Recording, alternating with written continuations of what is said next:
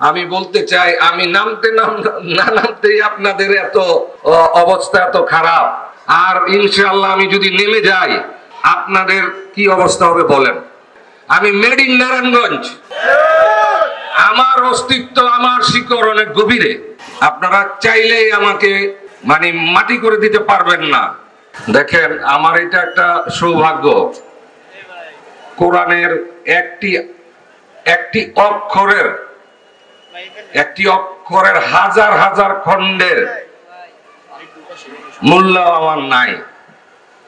আপনাদের ভিতরে দিনের আলো আছে, সামনে মঞ্চে যারা বসে আছেন, আমার পাশে যারা বসে আছেন, কোরআনের আলো তাদের ভিতরে আছেন। আমি আপনাদের কাছে অতি নগণ্য, তারপরও আপনারা আমাকে প্রধান অতিথি হিসেবে সম্মানিত করায় আমি চিরকৃতজ্ঞ থাকবো আপনাদের প্রতি। আমি একটা ছোট্ট কথা বলতে চাই, এই অনুষ্ঠানটা সম্পূর্ণই একটা অরাজনৈতিক অনুষ্ঠান। এখানে একটা কোরআন প্রতিযোগিতার অনুষ্ঠান। এই জায়গাটায় হয়তো আমাকে প্রধান অতিথি না করলে, আপনারা গতকাল যে কথা বলেছেন মাওলানা ফেরদৌস সাহেব, ওনাদের বা আপনাদের হয়তো এইরকম ঘটনাগুলি ঘটতো না। যাই হোক, আমি বলতে চাই, আমি নামতেই আপনাদের এত অবস্থা এত খারাপ। আমি এখনো আনুষ্ঠানিকভাবে এখনো পর্যন্ত কোনো নির্বাচনী কোনো অনুষ্ঠান আমি শুরুই করি নাই।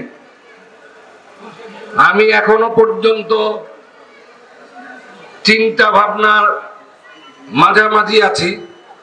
আমি ভাবছি, আমি আপনাদের সাথে কথা বলছি, আপনাদের মতামত নিচ্ছি কারো এর ভিতরেই আপনাদের এই অবস্থা।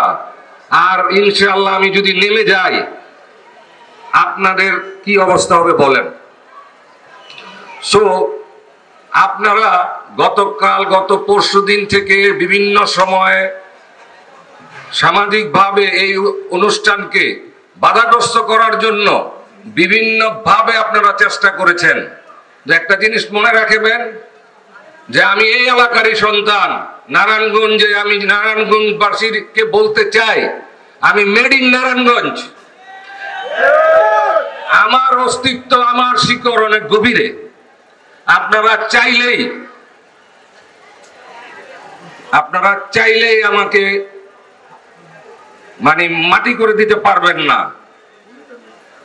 এটা অনেক ভয়ঙ্কর কাজ হবে। আমি আপনাদেরকে রিকোয়েস্ট করব, ব্যক্তি আক্রমণ বাদ দিয়ে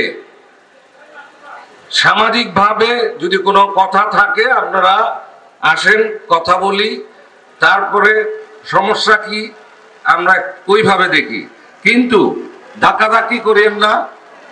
আমরা এই নারায়ণগঞ্জবাসী, নারায়ণগঞ্জের উন্নয়ন আমরাই করব ইনশাআল্লাহ। নারায়ণগঞ্জের মানুষ নারায়ণগঞ্জের উন্নয়ন করবে। আমাদের ভাড়াটিয়ার দরকার নাই। আমরা হাওলাত করে নেতা আনবো না কোথাও থেকে।